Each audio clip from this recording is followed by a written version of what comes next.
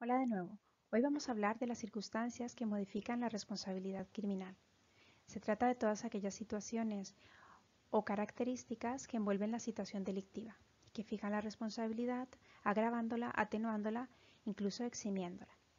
Pueden referirse al hecho que envuelve el delito, a las características del sujeto activo, a las características de las víctimas o de las relaciones que tengan entre estos. En cuanto a que pueden concurrir o no, se tratan de elementos accidentales, a diferencia de aquellos que fundamentan el delito y que atienden a la necesidad del principio constitucional de proporcionalidad, de graduar en menor o en mayor grado la responsabilidad del autor del hecho delictivo. Estas circunstancias aparecen reguladas en los artículos 19 a 23 del Código Penal, en el libro 1, título 1, capítulos 2 al 5. Vamos con las circunstancias que eximen de responsabilidad criminal. Una eximente es una circunstancia que exonera de responsabilidad al autor del hecho delictivo. Partamos del precepto de que la acción criminal contiene una serie de elementos que la determinan, como son la conducta, la antijuricidad, la tipicidad, la culpabilidad, entre otros. Pues bien, la falta de alguno de estos elementos elimina o exime completamente la responsabilidad del autor y por tanto no se le impone ninguna pena. Las eximentes se encuentran reguladas en los artículos 19 y 20 del Código Penal, y aunque el Código Penal no las clasifica, la jurisprudencia las agrupa en causas de inimputabilidad, causas de justificación y causas de exclusión de la culpabilidad. Comencemos hablando de las causas de inimputabilidad. La primera de ellas es la minoría de edad, regulada en el artículo 19 del Código Penal. Y aunque, si bien es cierto que los menores de edad no son responsables conforme al Código Penal, sí que lo pueden ser conforme a la ley del menor. Y los menores de 14 años tampoco se les exigirá responsabilidad con arreglo a esa ley del menor, sino que se les aplicará lo dispuesto en las normas de protección del menor del Código Civil. La segunda de estas causas de inimputabilidad es la anomalía o alteración psíquica. Tenéis ahí lo que pone en el Código Penal y yo os iré más o menos explicando cada una de ellas para no leer literalmente lo que pone en cada uno de los artículos del Código Penal. En este caso, en el de la anomalía o alteración psíquica del artículo 21 del Código Penal, esta debe ser de carácter permanente o un brote de carácter transitorio, el llamado trastorno mental transitorio. Será causa de inimputabilidad siempre que no haya sido provocado o previsto para cometer el delito. Y esta circunstancia, esta eximente, atendiendo al grado de enfermedad o de alteración psíquica, podrá apreciarse como una eximente completa, como una eximente incompleta o como una atenuante. La tercera de las causas de inimputabilidad es el estado de intoxicación. Básicamente habla de una anulación de la capacidad de culpabilidad, por tanto y cuanto el sujeto no es consciente de la ilicitud del hecho a causa de su estado de intoxicación plena, que anula completamente el entendimiento y en caso del síndrome de abstinencia causan una conducta descontrolada y desproporcionada a causa de su dependencia a estas sustancias tóxicas. Ojo, esta eximente no ha de confundirse con la atenuante de grave adicción, en la que el sujeto sí que actúa en un estado de conciencia, como veremos más adelante. La cuarta de las causas de inimputabilidad es la alteración en la percepción. Esta alteración tiene una característica y es que debe tenerse o se ha de sufrir desde el nacimiento o desde la infancia. ¿Vale? Algunas de estas enfermedades o estas alteraciones son, por ejemplo, la sordomudez, la ceguera, el autismo, y dependiendo de la entidad de dicho efecto, podrá apreciarse como una eximente completa, como una incompleta o como una atenuante analógica. Veamos las causas de justificación.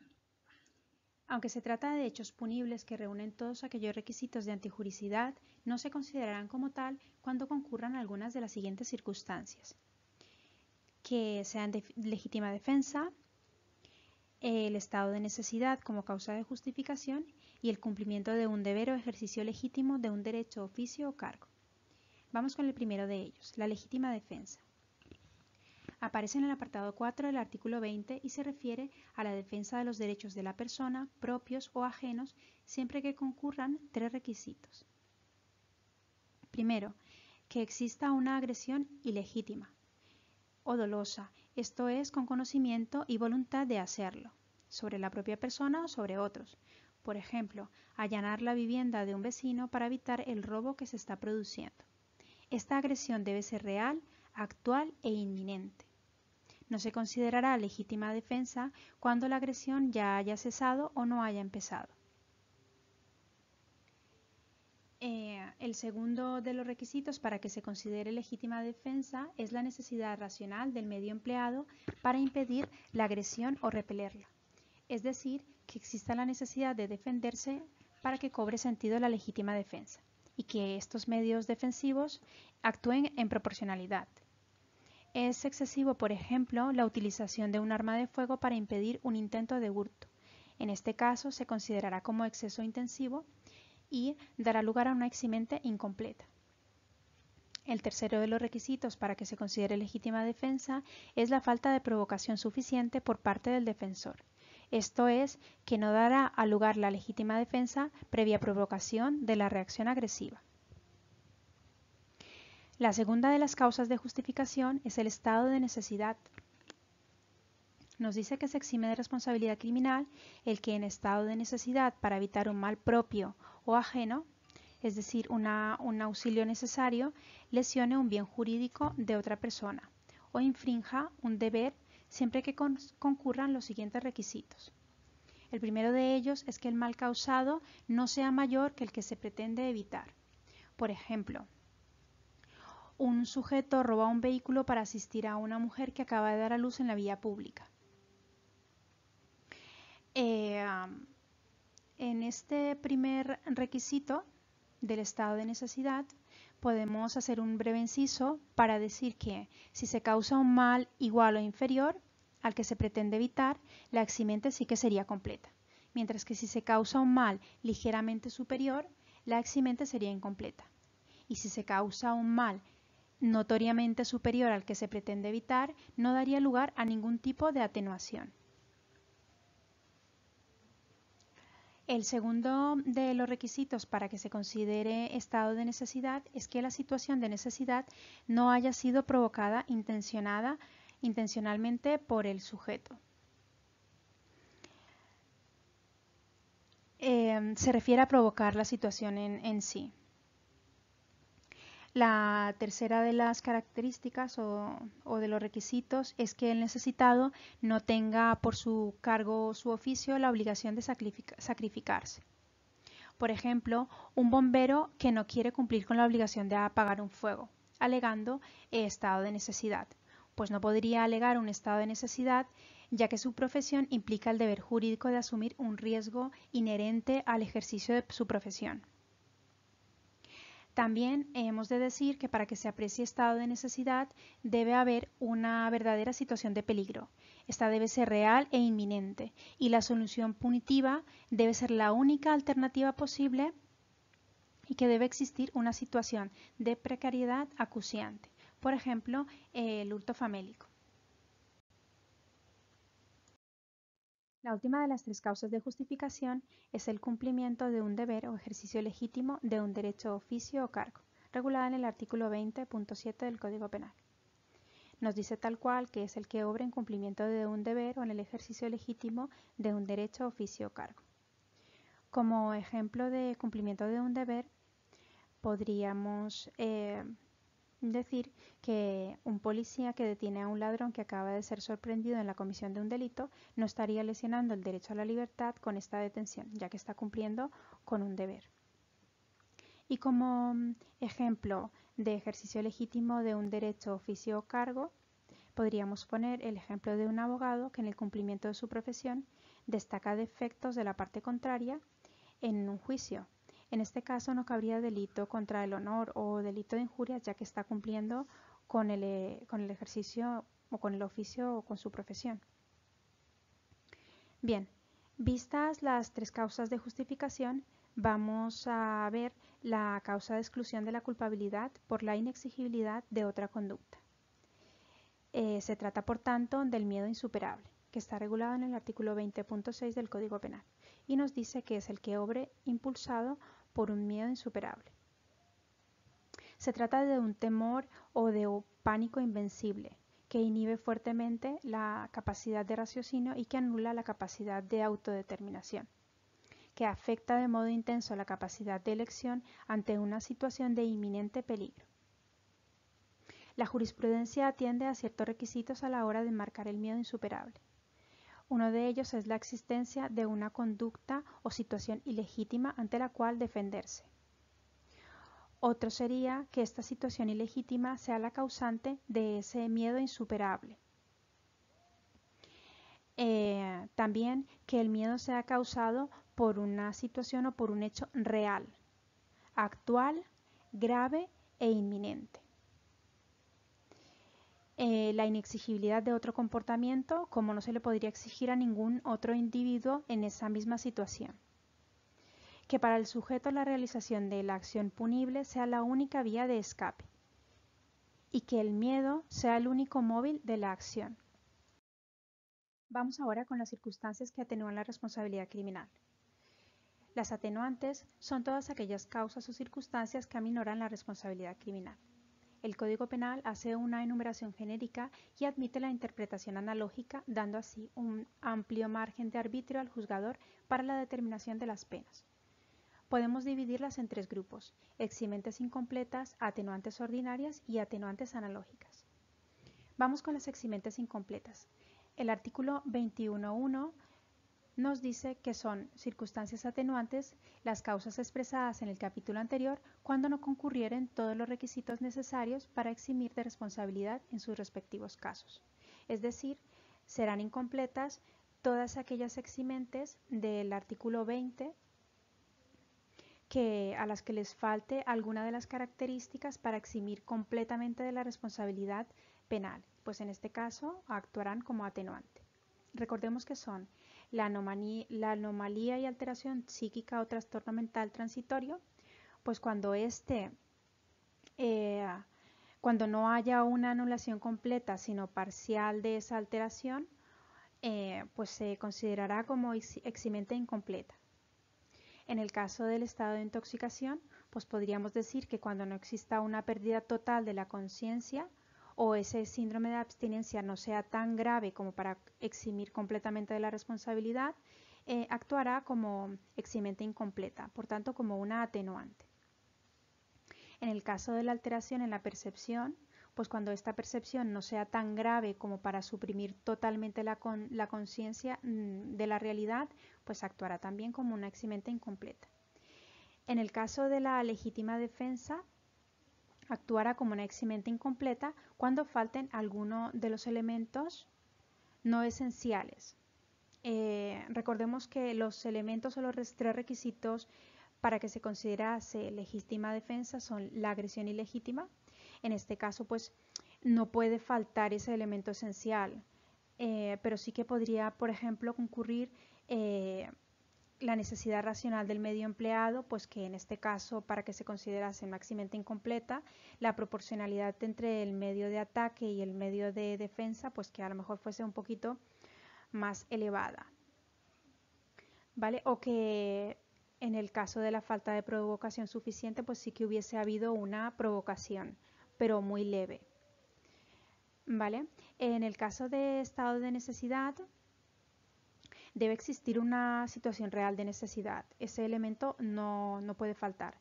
Pero sí que, por ejemplo, en el caso de una eximente incompleta, podría pasar que, por ejemplo, el mal causado sea ligeramente superior al que se pretende evitar.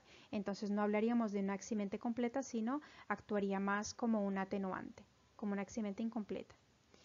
En el caso del cumplimiento de un deber o de ejercicio legítimo de un derecho o cargo público, pues por ejemplo que a tenor del deber, oficio o cargo de la persona se extralimitara, por así decirlo, en sus funciones. Pues en este caso no sería una eximente completa, sino también sería una atenuante. En el caso del miedo insuperable, es necesario que exista el miedo, solo que actuaría como incompleta la eximiente cuando este miedo sea fuerte pero no llegue a ser insuperable. Vamos ahora con las atenuantes ordinarias.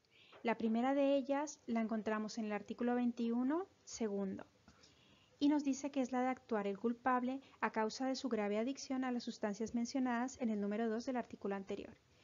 Es decir, que a causa de una adicción grave a sustancias, al alcohol, a las sustancias tóxicas o a estupefacientes, etc. Esta atenuante no ha de confundirse con la eximiente del artículo 22, en la que la eximiente se refiere más al estado puntual en el momento del hecho delictivo. En el caso del atenuante hablamos de una adicción y además grave.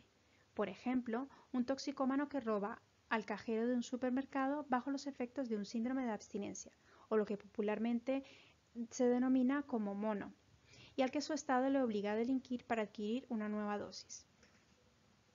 La segunda de estas atenuantes es el arrebato, la obcecación u otro estado pasional. Nos dice que es la de obrar por causas o estímulos tan poderosos que hayan producido arrebato, obcecación u otro estado pasional de entidad semejante. Se refiere a estados pasionales como el arrebato, es decir, una emoción repentina de corta duración, o una obcecación, que se refiere a un empecinamiento más duradero, que conducen al individuo a cometer el hecho punible. Jurisprudencialmente, hemos de tener en cuenta los elementos que configuran esta atenuante, y es el de causa y efecto. Causa, pues por ejemplo, la existencia de un estímulo poderoso o de una causa poderosa, por ejemplo, la depresión o la ira. Y efecto, pues la respuesta proporcional entre ese estímulo y la reacción que no sea una reacción desproporcionada. Esta atenuante estaría a medio camino de la eximente de estado mental transitorio y una mera reacción colérica o acaloramiento. La tercera de las atenuantes ordinarias es la confesión espontánea del hecho a las autoridades. La encontramos en el artículo 21.4 y nos dice que es la de haber procedido el culpable antes de conocer que el procedimiento judicial se dirige contra él a confesar la infracción a las autoridades. Esta confesión suele hacerse en la fase de instrucción. ¿Vale? La siguiente atenuante ordinaria es la reparación del daño o disminución de sus efectos. Nos dice que es la de haber procedido el culpable a reparar el daño ocasionado a la víctima o disminuir sus efectos en cualquier momento del procedimiento y con anterioridad a la celebración del acto del juicio oral. Y por último, tenemos la dilación extraordinaria e indebida en la tramitación del procedimiento, siempre que no sea atribuible al propio inculpado y que no guarde proporción con la complejidad de la causa. Es decir, que debe ser una causa extraordinaria. No valen los casos de retraso más o menos normales por parte de la Administración de Justicia y que no se deba a la complejidad de la causa. Y como he dicho antes, que la dilación no sea causada por el propio imputado. Vamos con las atenuantes analógicas. Las encontramos en el último apartado del artículo 21 y nos dice que es cualquier otra circunstancia de análoga significación que las anteriores. Con este apartado se concede un amplio margen al juzgador atendiendo a una interpretación pro reo, a que considere otras circunstancias que, aunque no se encuentran recogidas en el artículo 21, sí que pueden considerarse como atenuantes, atendiendo a una interpretación, como he dicho antes, pro reo. Por ejemplo, la senilidad, los celos, la indigencia, etc. Estos tipos de atenuantes, eximentes incompletas, atenuantes ordinarias y atenuantes analógicas, son de carácter genérico. Hay que tener en cuenta que muchas veces nos vamos a encontrar con delitos que en su tipo básico contemplan una atenuación de la pena. Esto se denomina atenuantes específicas, que van aparejadas al delito como tal, del que se trate, en atención a las características de este, en atención al hecho, al hecho delictivo, a las características del individuo, por ejemplo, si se trata de una persona jurídica, o a la gravedad del hecho en sí, a los medios empleados o a los resultados producidos. Las atenuantes de las personas jurídicas son un tipo de atenuantes específicas. Se trata de un sistema numerus clausus o un listado cerrado. Al determinar el juzgador que solo podrán considerarse, se excluye la aplicación de cualquier otra atenuante que no esté recogida en este artículo, como por ejemplo la dilación indebida del procedimiento judicial o la atenuante por analogía que sí prevé el Código Penal para las personas físicas. Los objetivos de las atenuantes de personas jurídicas no son otros que la colaboración con la justicia y la adopción de prácticas preventivas a cambio de la reducción de la pena. Estas atenuantes, como he dicho antes, es un listado cerrado y son solamente 4. Y todas deben haber sido llevadas a cabo con posterioridad a la comisión del delito y a través de sus representantes legales. La primera de ellas es haber procedido a confesar la infracción a las autoridades antes de saber que el procedimiento judicial se dirige contra él o contra ella. El segundo es haber colaborado en la investigación del hecho aportando pruebas que sean decisivas y que sean nuevas para esclarecer las responsabilidades penales. La tercera es haber procedido en cualquier momento del procedimiento y con anterioridad al juicio oral a reparar o disminuir el daño causado por el delito. Y la última es haber establecido antes del comienzo del juicio oral medidas eficaces para prevenir y descubrir los delitos que en un futuro pudieran cometerse con los medios o bajo la cobertura de la persona jurídica. Otra de las circunstancias que modifican la responsabilidad criminal son las agravantes. Una agravante es una circunstancia accidental del delito, es decir, que puede ocurrir o no, en las que se aprecia una mayor gravedad del daño causado, aumentando la responsabilidad penal. Estas agravantes son un listado cerrado, en armonía con la aplicación del principio de legalidad, es decir, que solo por ley se pueden crear delitos, penas, medidas de seguridad y causas de agravación de la responsabilidad criminal. En resumen, no se pueden aplicar agravantes análogas. Las agravantes, al igual que el hecho delictivo, deben estar acreditadas y ser probadas por la acusación, es decir, por el Ministerio Fiscal o la acusación particular. Las agravantes se clasifican como objetivas y subjetivas, atendiendo a las características de la persona que las lleva a cabo y atendiendo a todo lo que envuelve el hecho delictivo, a la ejecución material o a los medios empleados. La primera de las agravantes es la alevosía y la encontramos regulada en el artículo 22 primera del Código Penal, donde nos dice que son circunstancias agravantes ejecutar el hecho con alevosía. Pero vamos a ver qué significa alevosía. La alevosía implica que el culpable emplea para la ejecución del hecho delictivo medios, métodos, formas que atienden especialmente a asegurar el delito, sin el riesgo que para su persona pudiera proceder la defensa por parte del ofendido. La alevosía solo concurre en delitos hacia las personas. La jurisprudencia contempla diferentes modalidades ejecutorias de alevosía. La primera de ellas es la alevosía proditoria. Esta es pues la ocultación del agresor y la aparición de forma repentina. En esta existe un periodo de observación y de vigilancia. Tenemos también la alevosía súbita o inopinada, que es cuando no hay ocultación del agresor, pero éste aprovecha la confianza que tiene la víctima sobre él y actúa de una manera imprevista y repentina, es decir, por sorpresa. La alevosía de desvalimiento es el aprovechamiento de una situación de vulnerabilidad o desamparo de la víctima, sean niños, ancianos, enfermos graves, discapacitados o, por ejemplo, personas en estado de embriaguez o intoxicación por sustancias tóxicas o estados de adormecimiento. Decir también que la alevosía cualifica el delito de homicidio en asesinato, con lo que no cabría esta agravante para el delito de asesinato, porque es como tal ya una característica que califica este delito. ¿Vale? Y si se aplicase un agravante sobre el delito de asesinato, iría en contra del principio de inherencia, que impide que puedan aplicarse agravantes específicas y genéricas simultáneamente. La segunda de las circunstancias agravantes se refiere a ejecutar el hecho mediante disfraz, con abuso de superioridad o aprovechando las circunstancias del lugar, tiempo o el auxilio de otras personas que debilitan la defensa del ofendido y facilitan la impunidad del delincuente. Vamos a verlo por partes. Esto lo encontramos en el artículo 22 segunda, ¿vale?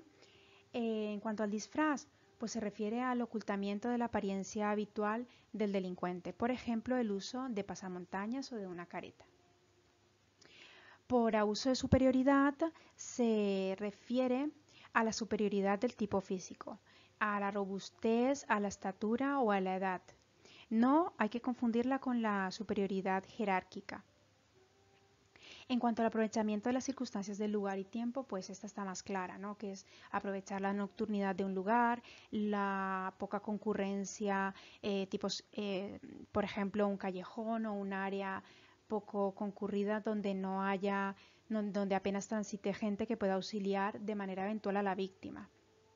En cuanto al auxilio de terceros, se refiere a terceras personas implicadas en el delito, en la comisión del delito, que facilitan el hecho delictivo o facilitan la impunidad del delincuente. Por ejemplo, los cómplices o los cooperadores necesarios sin los cuales no se llevaría a cabo el hecho delictivo. Esta agravante iría vinculada al autor del hecho, al autor principal, ¿vale? En cuanto a los cómplices o los cooperadores necesarios, esos también serían juzgados, pero en base a otros preceptos. La tercera de las circunstancias agravantes es ejecutar el hecho mediante precio, recompensa o promesa. ¿Vale?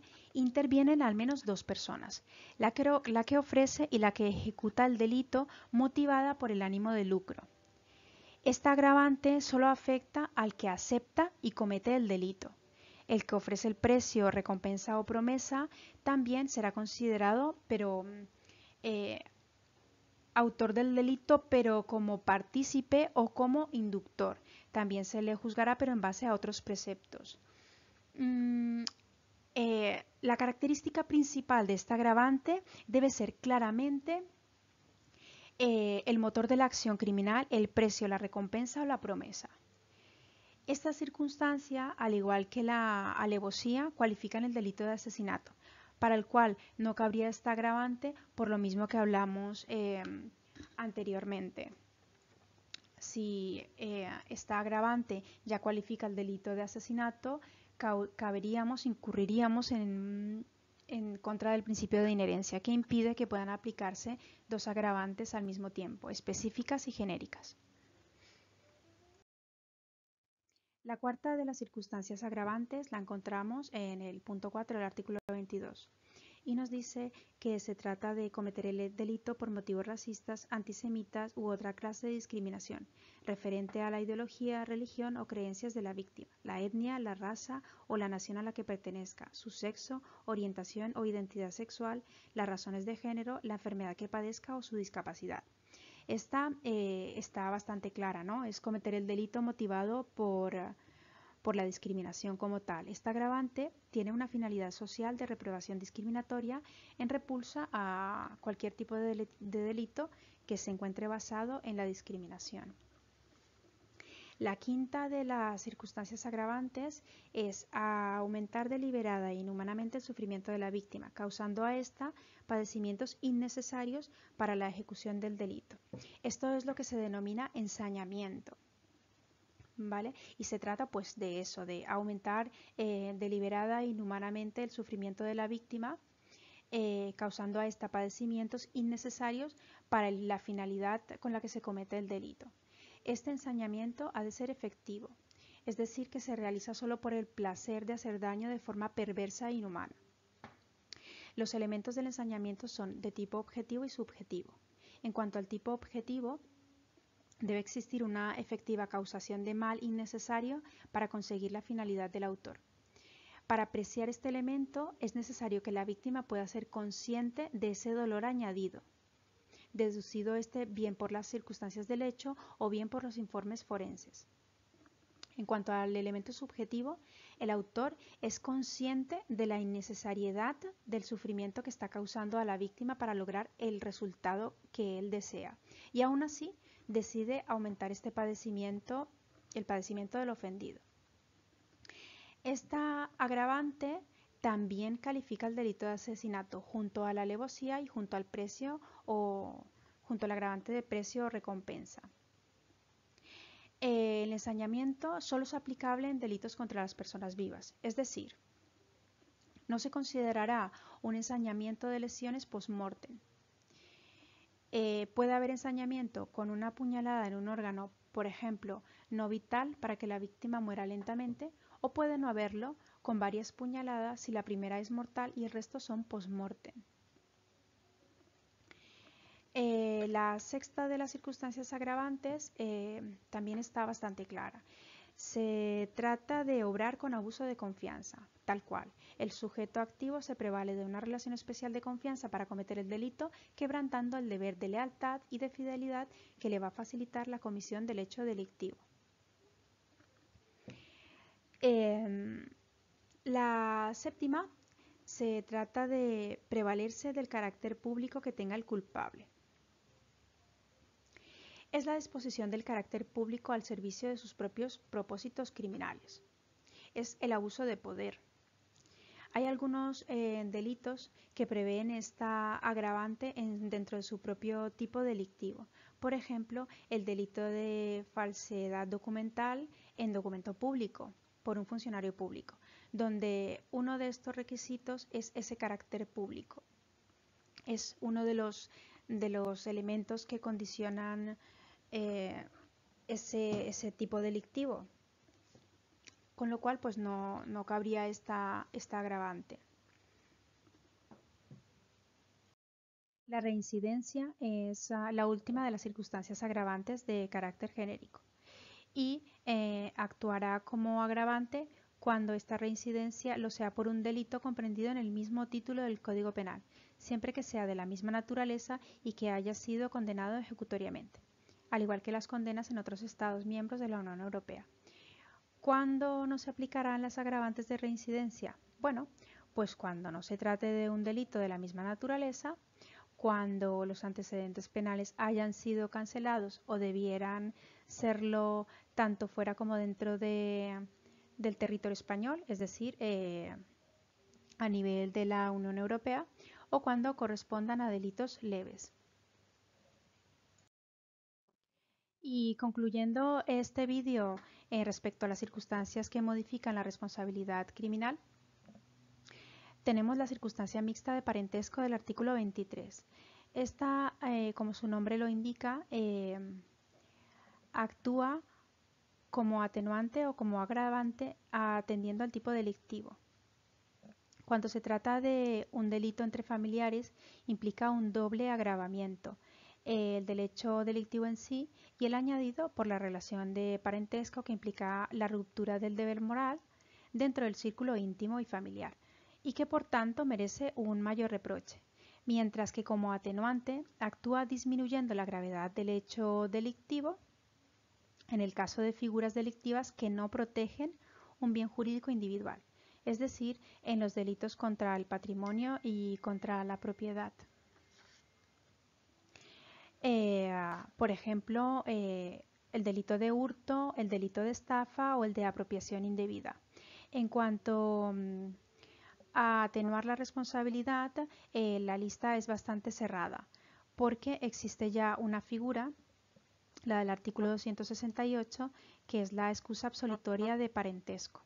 Siempre que en estos delitos en los que se puede atenuar la responsabilidad, los que he dicho antes, delitos contra el patrimonio o contra la propiedad, si no concurren violencia o intimidación, pues cabría la exención de responsabilidad absolutoria por parentesco.